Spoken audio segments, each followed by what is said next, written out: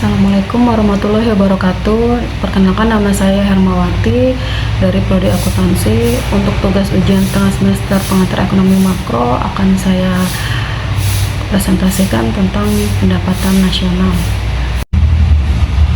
Saya akan menjelaskan tentang pendapatan nasional.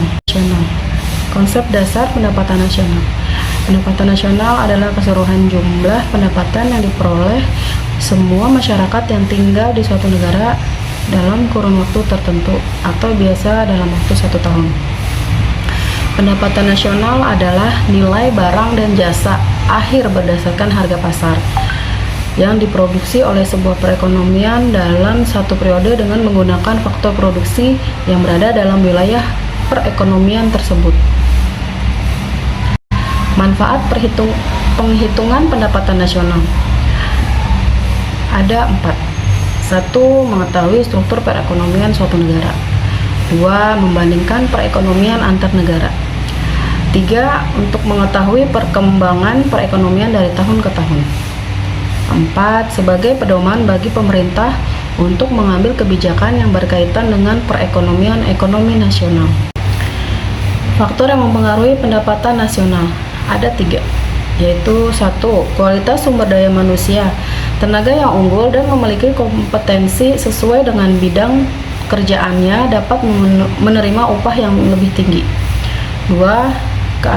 Keadaan sumber daya alam. Semakin banyak sumber daya alam suatu negara yang digunakan untuk memproduksi, maka akan menghasilkan keuntungan yang melimpah. 3. Ketersediaan modal. Suatu negara yang memiliki modal besar untuk mengolah sumber daya dan melakukan produksi dapat dipastikan pendapatan nasionalnya akan tinggi. Pendapatan nasional dibagi 2, metode penghitungan pendapatan nasional dan pendapatan per kapita. Metode penghitungan pendapatan nasional dibagi ada 3. 1. Metode produksi. 2. Metode pendapatan. 3. Metode pengeluaran. Metode produksi yaitu kegiatan produksi adalah kegiatan yang menciptakan nilai tambah atau value add. Jadi pada perhitungan pendekatan produksi hanya mencakup perhitungan nilai tambah pada setiap sektor produksi. Tabel penghitungan pendapatan produk baju terlampir di bawah ini. Ada jenis barang, harga, nilai, jumlah. Yang kedua, metode pendapatan. Menjumlahkan seluruh nilai pendapatan yang telah diterima oleh masyarakat atas dasar penjualan faktor produksi yang dimiliki proses produksi sebuah perusahaan. Yang ketiga, metode pengeluaran. Menjumlahkan total pengeluaran seluruh penduduk yaitu rumah tangga yang ada di suatu negara. Pengeluaran sama dengan nilai transaksi barang jadi guna menghindari perhitungan ganda. Acuan hitung pengeluaran dari sektor rumah tangga ada 4, yaitu rumah tangga konsumen, pembelian dalam bentuk barang atau jasa guna memenuhi kebutuhan hidup, konsumsi C. B. Perusahaan atau rumah tangga produsen. Pengumpulan barang atau jasa dalam bentuk barang atau jasa yang digunakan dalam proses yang lebih lanjut, investasi atau I. C. Pemerintah dan rumah tangga pemerintah. Pengeluaran pemerintah atau G.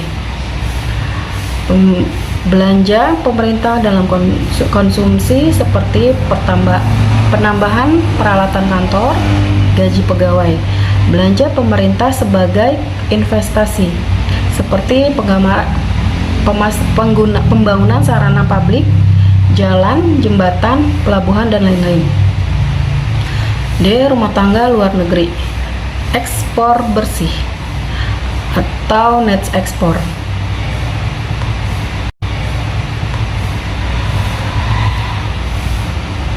Pengertian pendapatan per kapita. Pendapatan per kapita adalah pendapatan rata-rata seluruh penduduk pada suatu negara.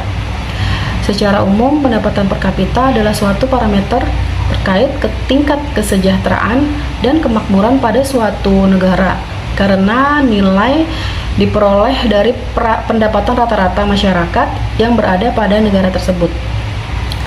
Kata kapital diambil dari bahasa Latin yang memiliki arti per kepala. Dengan adanya penghitungan ini, maka kita bisa mengetahui tingkat kesejahteraan rata-rata penduduk pada suatu negara. Perbandingan tingkat PDB dan tingkat per kapita. Pendapatan per kapita berperan penting terhadap penentuan tingkat kesejahteraan penduduk suatu negara dan mengetahui kesejahteraan rata-rata penduduk suatu negara. Kesimpulannya, PDB dan jumlah penduduk merupakan dua hal yang saling mempengaruhi. Pendapatan per kapita, naik turunnya PDB atau jumlah penduduk akan mengakibatkan naik turunnya pendapatan per kapita. Maka pemerintah harus mengendalikan laju pertumbuhan penduduk. Kendala dalam perhitungan pendapatan nasional, yaitu 1. Kurang tersedianya catatan data statistik. 2. Sulitnya pemisahan antara barang jadi dan setengah jadi. 3. Terjadinya penghitungan ganda. Meningkatan pendapatan nasional. 1. Meningkatkan pembangunan nasional khususnya dalam sektor ekonomi. Peningkatan SDM melalui pendidikan dan pelatihan. Peningkatan peran pihak swasta dalam kontribusi mereka terhadap pertumbuhan perekonomian. Mensupport pertumbuhan UMKM, membuka lebar investasi melalui peraturan Mendagri maupun pinjaman modal asing. Penentuan kegiatan ekonomi, pandangan klasik Keynes dan pendekatan masa kini.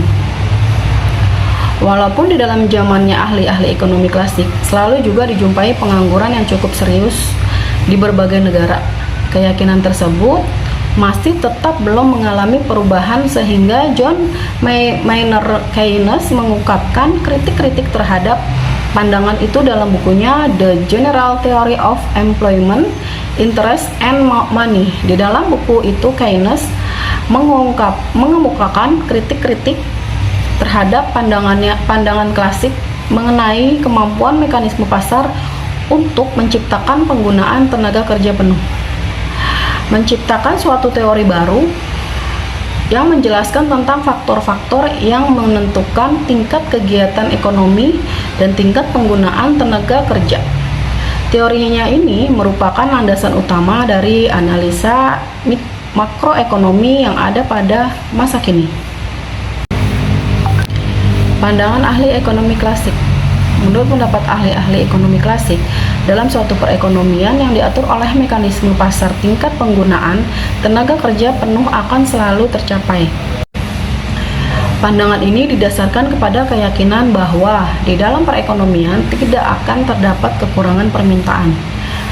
Apabila para produsen menaikkan produksi mereka atau menciptakan jenis-jenis barang yang baru, maka dalam perekonomian akan selalu terdapat permintaan terhadap barang-barang itu. Maka di dalam perekonomian pada umumnya tidak pernah berlaku kekurangan permintaan. Dengan perkataan lain, penawaran yang bertambah akan secara otomatis menciptakan pertambahan permintaan. Keyakinan ahli-ahli ekonomi klasik bahwa penawaran akan selalu menciptakan permintaan dengan jelas dilihat dari pandangan Jean-Baptiste Say tahun 1767 sampai 1832. Seorang ahli ekonomi klasik bangsa Prancis, ia mengatakan penawaran menciptakan sendiri permintaan terhadapnya atau supply create its own demand. Cara kegiatan ekonomi subsisten. Kebenaran pendapat ini tidak dapat disangka dalam suatu perekonomian yang terdiri dari dua sektor, di mana penerima pendapatan tidak menabung dan para pengusaha tidak menanam modal. Dalam masyarakat yang seperti ini, sirkulasi aliran pendapatannya adalah seperti yang digambarkan dalam gambar 3.1 Dalam perekonomian seperti itu, nilai produksi yang diciptakan sektor perusahaan akan selalu sama dengan nilai seluruh pengeluaran yang dilakukan oleh rumah tangga. Mengapa keadaan seperti itu akan diterangkan dalam uraian di bawah ini. Sirkulasi aliran pendapatan dalam ekonomi subsisten. Pendapatan faktor-faktor produksi, gaji, dan upah, sewa bunga, dan untung. Rumah tangga, aliran pertama perusahaan, aliran kedua rumah tangga, nanti pengeluaran rumah tangga konsumsi. Penentuan suku bunga. Mengapakah ahli ekonomi klasik keyakinan bahwa perubahan-perubahan yang dapat dengan mudah berlaku ke atas suku bunga akan menjamin terciptanya kesamaan di antara jumlah tabungan yang akan disediakan rumah tangga dan jumlah investasi yang akan dilakukan oleh pengusaha? Menurut pendapat ahli, mereka dalam keadaan seperti ini akan terjadi karena suku bunga menentukan besarnya tabungan maupun investasi yang akan dilakukan dalam perekonomian. Setiap perubahan dalam suku bunga akan menyebabkan perubahan pula dalam tabungan rumah tangga dan permintaan dana untuk investasi perusahaan. Perubahan-perubahan dalam suku bunga akan terus-menerus berlangsung sebelum kesamaan di antara jumlah tabungan dengan jumlah permintaan dana tercapai. Faktor yang menentukan suku bunga. Menurut ahli-ahli ekonomi klasik, keadaan keseimbangan di antara tabungan dan investasi yang seperti ini adalah keadaan yang selalu terjadi dalam perekonomian. Oleh sebab jumlah tabungan rumah tangga pada waktu perekonomian mencapai penggunaan tenaga kerja penuh akan selalu sama dengan jumlah seluruh investasi yang akan dilakukan oleh para pengusaha. Maka dalam perekonomian, pengeluaran agregat dan pada penggunaan tenaga kerja penuh akan selalu dapat mencapai tingkat yang sama dengan penawaran agregat pada penggunaan tenaga kerja penuh. Penyesuaian dalam pasar modal. Apabila keadaan yang terjadi adalah berbeda daripada keadaan keseimbangan, penyesuaian akan terus-menerus berlangsung dalam pasar modal sehingga tercapai keadaan keseimbangan seperti yang telah diterangkan di atas. Apabila suku bunga lebih tinggi dari R0, misalnya R1, jumlah tabungan yang ditawarkan oleh rumah tangga adalah lebih besar dari jumlah yang ingin diinvestasikan para pengusaha. Kelebihan tabungan ini akan menurunkan suku bunga. Penurunan ini akan mengurangi tabungan yang akan dilakukan oleh rumah tangga, tetapi sebaliknya akan menambah keinginan untuk melakukan investasi oleh para pengusaha. Selama belum terdapat keseimbangan di antara penawaran tabungan dan permintaan tabungan, penurunan dalam suku bunga akan terus-menerus berlangsung sehingga pada akhirnya jumlah yang ingin ditabung oleh rumah tangga adalah sama dengan jumlah yang ingin dipinjam dan ingin diinvestasikan oleh para pengusaha. Dalam keadaan seperti ini, suku bunga tidak akan mengalami perubahan lagi, dan tingkat keseimbangan antara tabungan dan permintaan dana untuk investasi tercapai. Fleksibilitas upah dan kegiatan ekonomi. Keyakinan ahli ekonomi klasik bahwa pada umumnya perekonomian akan mencapai tingkat penggunaan tenaga kerja penuh didasarkan pula kepada suatu keyakinan lain, yaitu apabila terjadi pengangguran, mekanisme pasar menciptakan penyesuaian di dalam pasar tenaga kerja sehingga akhirnya pengangguran dapat dihapuskan. Oleh karenanya, pengangguran bukanlah suatu keadaan yang selalu terjadi dalam perekonomian. Fleksibilitas upah dan kegiatan ekonomi. Apabila dalam perekonomian terdapat pengangguran, para penganggur akan bersedia bekerja pada tingkat upah yang lebih rendah dari yang berlaku di pasar. Keadaan ini menimbulkan kekuatan-kekuatan yang akan menurunkan tingkat upah, dan penurunan dalam tingkat upah ini akan memperluas tingkat kegiatan ekonomi. Di dalam analisis mereka, ahli-ahli ekonomi klasik berkeyakinan: 1. Para pengusaha akan selalu mencari keuntungan yang maksimum. 2. Keuntungan maksimum akan dicapai pada keadaan di mana upah adalah sama dengan produksi fisik marginal. Kelemahan pandangan klasik. Telah dinyatakan dalam bab 1 bahwa teori makroekonomi berkembang setelah Keynes menunjukkan kelemahan-kelemahan dari pandangan ahli ekonomi klasik mengenai penentuan tingkat kegiatan perekonomian negara.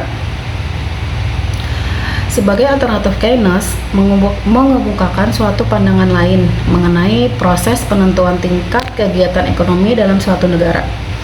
Sebagai alternatif, Keynes mengemukakan suatu pandangan lain mengenai proses penentuan tingkat kegiatan ekonomi dalam suatu negara. Dalam teori Keynes, ditunjukkan bahwa tingkat kegiatan ekonomi tidak selalu mencapai tingkat penggunaan tenaga kerja penuh. Menurut Keynes, yang sebaliknya yang selalu berlaku yaitu perekonomian selalu menghadapi masalah pengangguran dan penggunaan tenaga penuh jarang berlaku. Kenyataan di berbagai negara penyokong pandangan Keynes tersebut. Penentu suku bunga pandangan Keynes. Keynes juga mengkritik pandangan klasik mengenai penentuan suku bunga. Dalam teori keuangan modern yang dikembangkan oleh Keynes, suku bunga ditentukan oleh permintaan dan penawaran uang. Bank sentral dan sistem perbankan adalah institusi yang akan menentukan besarnya penawaran uang dan suatu waktu tertentu. Sedangkan permintaan uang ditentukan oleh keinginan masyarakat untuk memegang uang.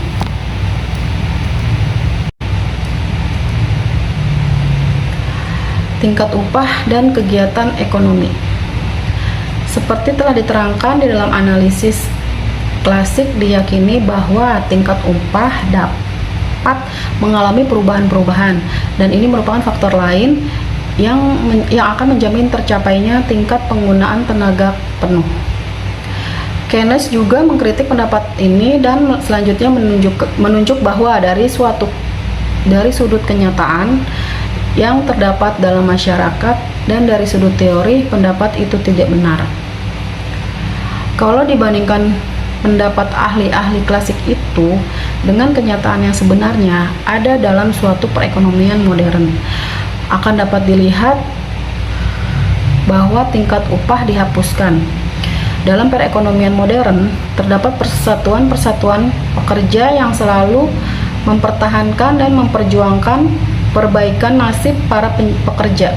Usaha ini termasuklah penjaga agar para pekerja diberi upah yang wajar. Persatuan pekerja akan selalu menentang setiap usaha untuk menurunkan tingkat upah yang dibayarkan oleh para pekerja. Kekuasaan ini menyebabkan tingkat upah tidak mudah untuk diturunkan. Penentuan kegiatan ekonomi pandangan Keynes. Pendapat Keynes menjadi terkenal bukan karena kritik-kritiknya ke atas pandangan ahli-ahli ekonomi klasik mengenai penentuan kegiatan ekonomi negara. Ia dianggap sebagai salah seorang ahli ekonomi yang terkemuka dalam sejarah pemikiran ekonomi karena Keynes menciptakan pula suatu pendekatan baru dalam analisis ekonomi, yaitu ia menganalisis kegiatan-kegiatan yang dilakukan dalam perekonomian sebagai suatu keseluruhan dan bukan menganalisis bagian-bagian kecil daripadanya.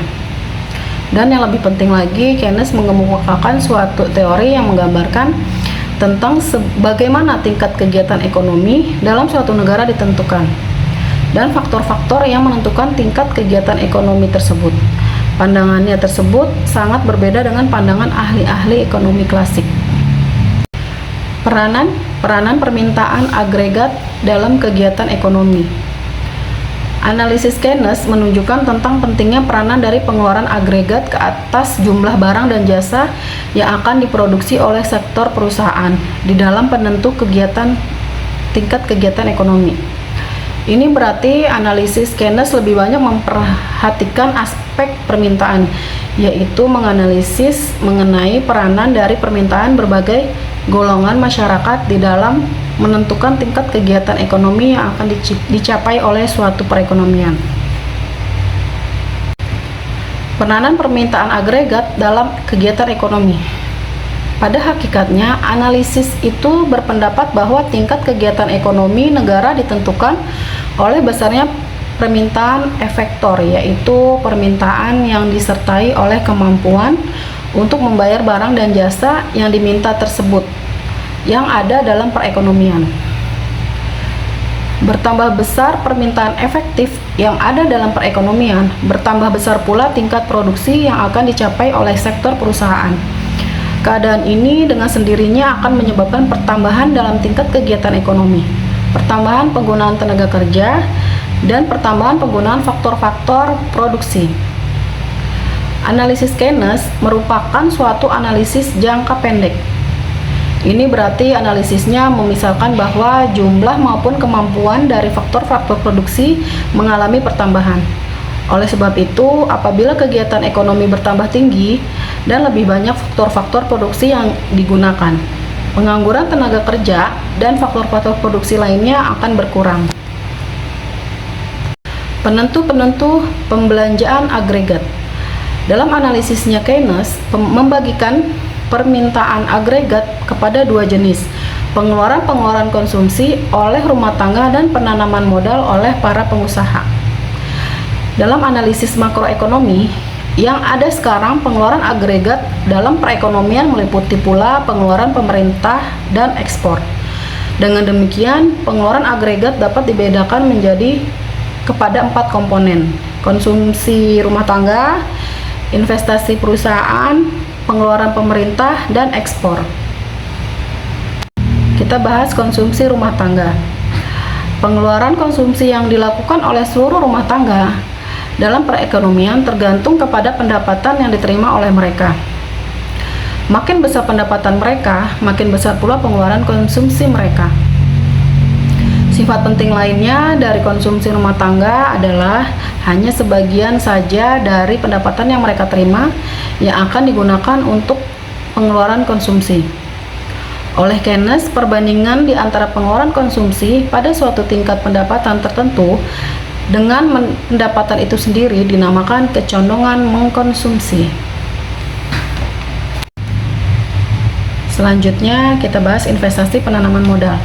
Penanaman modal oleh para pengusaha terutama ditentukan oleh dua faktor: efisiensi marginal modal dan suku bunga. Efisiensi marginal modal dan menggambarkan tingkat pengembangan modal yang akan diperoleh oleh kegiatan-kegiatan investasi yang dilakukan dalam perekonomian.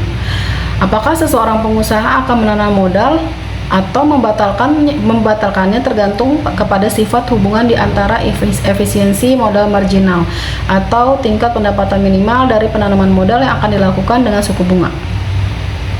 Sekiranya suku bunga lebih tinggi dari efisiensi marginal dari efisiensi itu, maka pengusaha itu akan membatalkan rencananya untuk menanamkan modal.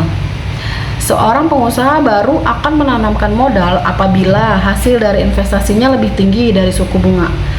Maka dalam suatu perekonomian, besarnya jumlah investasi yang akan dilakukan oleh para pengusaha tergantung kepada nilai penanaman modal yang tingkat pengembalian modalnya lebih besar dari suku bunga. Selanjutnya pengeluaran pemerintah. Pemerintah bukan saja berfungsi untuk mengatur kegiatan perekonomian, tetapi juga dapat mempengaruhi tingkat pengeluaran agregat dalam perekonomian. Di suatu pihak, kegiatan pemerintah melalui pemungutan pajak akan mengurangi perbelanjaan agregat. Akan tetapi, pajak tersebut akan dibelanjakan oleh pemerintah dan langkah tersebut akan meningkatkan pengeluaran agregat. Kerap kali pemerintah membelanjakan dana yang melebihi penerimaan pajak. Langkah seperti ini akan meningkatkan keseluruhan pembelanjaan agregat. Ekspor ke pasaran dunia. Ahli ekonomi telah menunjukkan berbagai kebaikan dari hubungan ekonomi dengan luar negeri, terutama kegiatan mengekspor dan mengimpor. Ahli ekonomi klasik telah lama menunjukkan bahwa ekspor dapat memperluas pasar. Contoh, sumbangan ekspor karet dan minyak mentah kepada ekonomi Indonesia. dan memungkinkan negara yang mengekspor memperoleh dana untuk mengimpor barang lain, termasuk barang modal yang akan mengembangkan perekonomian tersebut lebih lanjut. Perkembangan perdagangan dunia dalam 2 tingkat dekade belakangan ini menunjukkan pula bahwa perkembangan ekspor yang pesat telah dapat menciptakan percepatan dalam pertumbuhan ekonomi di berbagai negara. Perkembangan ekspor yang pesat tersebut menyebabkan pertambahan pesat dalam pembelanjaan agregat, yang pada akhirnya akan menimbulkan pertumbuhan pendapatan nasional dan pertumbuhan ekonomi yang pesat. Penentuan kegiatan perekonomian negara. Untuk lebih memahami pandangan Keynes mengenai penentuan kegiatan ekonomi suatu negara, dalam bagian ini akan diterangkan suatu contoh hipotesis mengenai penentuan tingkat kegiatan suatu perekonomian. Dengan menggunakan satu contoh angka, terlebih dahulu akan digambarkan hubungan di antara tingkat produksi sektor perusahaan dengan tingkat pengeluaran agregat yang akan dilakukan pada setiap tingkat produksi. Melalui hubungan ini dapatlah ditunjukkan dan ditentukan tingkat kegiatan ekonomi yang dicapai dan pendapatan nasional yang diadakan. Berdasarkan contoh angka ini, secara grafik akan diterangkan bagaimana tingkat kegiatan perekonomian negara ditentukan. Pendekatan terkini dalam penentuan kegiatan perekonomian. Semenjak diterbitkan buku Keynes, The General Theory pada tahun 1936, berlaku 2 perubahan penting yang sangat mempengaruhi perekonomian, analisis makroekonomi. Perubahan yang pertama berlaku dalam ciri kegiatan ekonomi di negara-negara maju, sedangkan perubahan kedua berlaku dalam analisis ekonomi yang berkembang semenjak zamannya Keynes. Analisis yang berhubungan dengan kegiatan keseluruhan ekonomi selalu dikaitkan dengan kegiatan dan perkembangan yang ada dalam masyarakat. Perubahan ciri kegiatan ekonomi di negara maju semenjak akhir Perang Dunia Kedua sangat mempengaruhi perkembangan analisis makroekonomi semenjak periode tersebut. Untuk memahami bagaimana keadaan perekonomian di negara maju mempengaruhi perkembangan analisis makroekonomi, uraian di dalam bagian ini akan membahas 4 hal berikut. Perkembangan ekonomi negara maju semenjak akhir Perang Dunia Kedua. 2. Perkembangan analisis perekonomian makroekonomi. Pandangan baru dalam menunjukkan penentuan kegiatan perekonomian. Analisis makroekonomi dalam jangka panjang. Perkembangan ekonomi di negara maju. Pertumbuhan ekonomi yang dicapai oleh negara-negara Eropa dan Jepang semenjak akhir perang tersebut lebih impresif lagi. Dalam periode 2 dekade, yaitu sehingga ke tahun 1960-an, negara-negara Eropa dan Jepang mengalami pertumbuhan yang sangat impresif dan menyebabkan bukan saja kegiatan ekonomi yang mengalami kehancuran dapat dipulihkan, tetapi juga kegiatan-kegiatan baru dapat dikembangkan sehingga mewujudkan tingkat perekonomian ekonomi yang pesat, melipat gandakan tingkat kemakmuran masyarakat dan mengatasi pengangguran. Semenjak permulaan tahun 1960-an, masalah utama yang dihadapi perekonomian negara-negara maju sudah sangat berubah coraknya, yaitu dari berbentuk mengatasi masalah pengangguran yang serius kepada mempertahankan tingkat kesempatan kerja penuh dan menghindari masalah inflasi dan menciptakan pertumbuhan ekonomi yang lebih pesat dalam jangka panjang. Persoalan yang dinyatakan di atas tidak banyak diperhatikan dalam analisis Keynes. Perkembangan analisis makroekonomi. Bersama dengan perkembangan ekonomi yang sangat berbeda di masa sesudah Perang Dunia Kedua dengan keadaan ekonomi sebelumnya, segolongan ahli-ahli ekonomi mulai memperhatikan kembali isu-isu yang menjadi sumber perbedaan pandangan di antara golongan klasik dan Keynesian. Pemikiran-pemikiran baru dalam isu-isu yang diperdebatkan oleh klasik dan Keynesian melalui tanggapan oleh ahli-ahli sesudahnya. Dalam garis besarnya, perkembangan analisis perekonomian makroekonomi yang dikemukakan sesudah masa golongan Keynesian dapat dibedakan kepada 4 pemikiran. monetaris, klasik baru, atau golongan ekspektasi rasional, segi penawaran, dan Keynesian baru. Perkembangan analisis makroekonomi. 1. Golongan monetaris. Golongan ini dipelopori oleh Milton Friedman yang lama mengembangkan karirnya di Universitas Chicago. Pada dasarnya, Friedman mengkritik pandangan Keynes dalam hal-hal berikut. Friedman yakin sistem pasar bebas cukup efisien dalam mengatur kegiatan ekonomi dan mampu menyebabkan perekonomian selalu beroperasi pada kesempatan kerja penuh. Oleh karena itu, Friedman tidak menyokong campur tangan pemerintah yang berlebihan dalam kegiatan ekonomi. Yang kedua, Friedman menunjukkan peranan penawaran uang dalam menentukan tingkat kegiatan ekonomi. Perubahan-perubahan penawaran uang sangat penting artinya dalam mempengaruhi kegiatan ekonomi dan tingkat harga. Friedman mengkritik pandangan Keynes yang sangat menekankan kepada peranan pengeluaran agregat dan mempengaruhi kegiatan ekonomi. Yang ketiga, mengenai bentuk kebijakan pemerintah apabila diperlukan, Friedman lebih menyukai kebijakan pemerintah yang berbentuk kebijakan moneter. Menurut Friedman, kebijakan fiskal yang ditekankan golongan Keynesian tidak terlalu besar efeknya dalam mempengaruhi kegiatan perekonomian. Golongan ekspektasi rasional atau klasik baru. Pandangan golongan ekspektasi rasional didasarkan pada dua pemisalan penting. Yang pertama, teori ini menganggap bahwa semua pelaku kegiatan ekonomi bertindak secara rasional, mengetahui seluk-beluk kegiatan ekonomi, dan mempunyai informasi lengkap mengenai peristiwa-peristiwa dalam perekonomian. Mereka juga dapat meramalkan keadaan-keadaan yang akan berlaku di masa depan. Selanjutnya, dengan pemikiran yang rasional, mereka dapat menentukan reaksi terhadap perubahan yang diramalkan akan berlaku.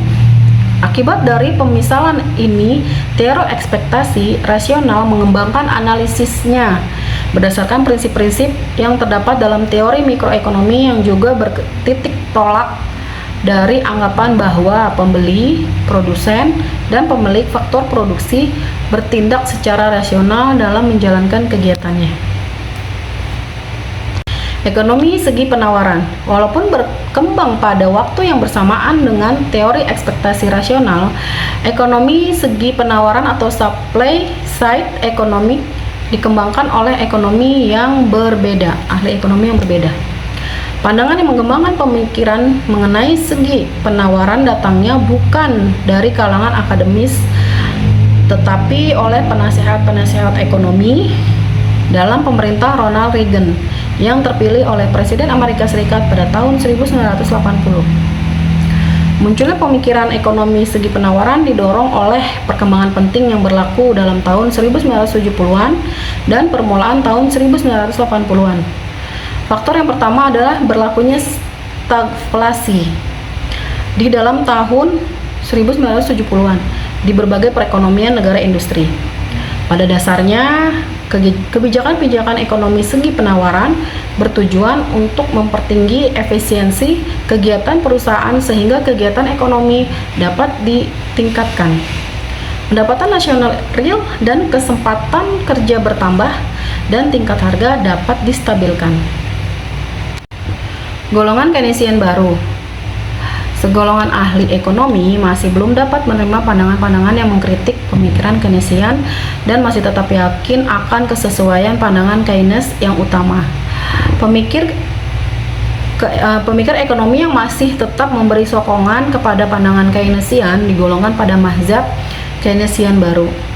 Pada dasarnya, mereka belum dapat menerima kritik golongan ekspektasi rasional yang berkeyakinan sistem pasaran adalah sempurna dan dapat dengan sendirinya membuat penyesuaian sehingga perekonomian cenderung akan mencapai kesepakatan kerja penuh. Mereka menunjukkan kelemahan mekanisme dalam pasaran barang dan pasaran faktor yang mengakibatkan penyimpangan yang berkepanjangan dari kesempatan kerja penuh mungkin berlaku. Di pasaran tenaga kerja, masalah kekakuan keadaan pasar yaitu upah tidak mudah berubah untuk menyeimbangkan permintaan dan penawaran tenaga kerja. keadaan lebih serius. Pertama-tama, mereka melihat bahwa pasaran tenaga kerja bukanlah pasaran persaingan sempurna. Lebih khusus lagi, mereka berpendapat apabila berlaku pengangguran yang serius dalam perekonomian, tingkat upah tidak akan dengan mudah mengalami penurunan untuk menyeimbangkan permintaan buruh dengan penawarannya. Dengan demikian, mekanisme pasar di pasaran tenaga kerja tidak sempurna dan tidak dapat menjamin tercapainya kesempatan kerja. Tingkat harga dan keseimbangan pendapatan nasional. Pemikiran-pemikiran baru dalam analisis ekonomi secara makro seperti yang diterangkan dalam bagian sebelum ini telah menimbulkan perubahan penting dalam analisis penentuan keseimbangan pendapatan nasional.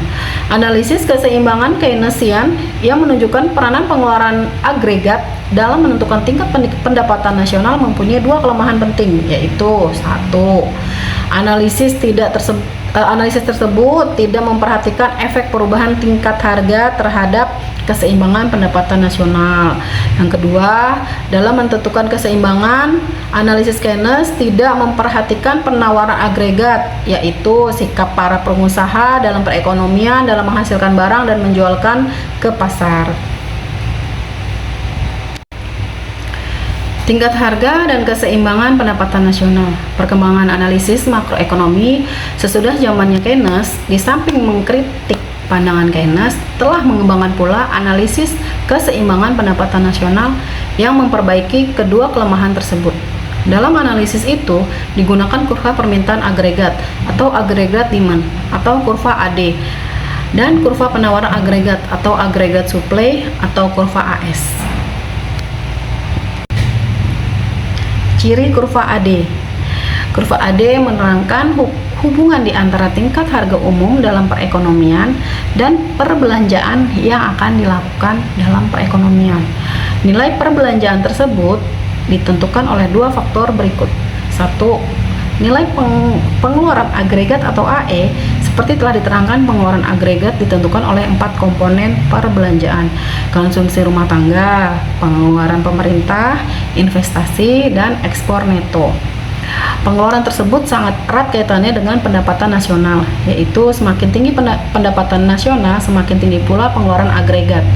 Seterusnya, kurva permintaan agregat atau AD menerangkan bagaimana pengeluaran agregat tersebut dipengaruhi oleh perubahan harga.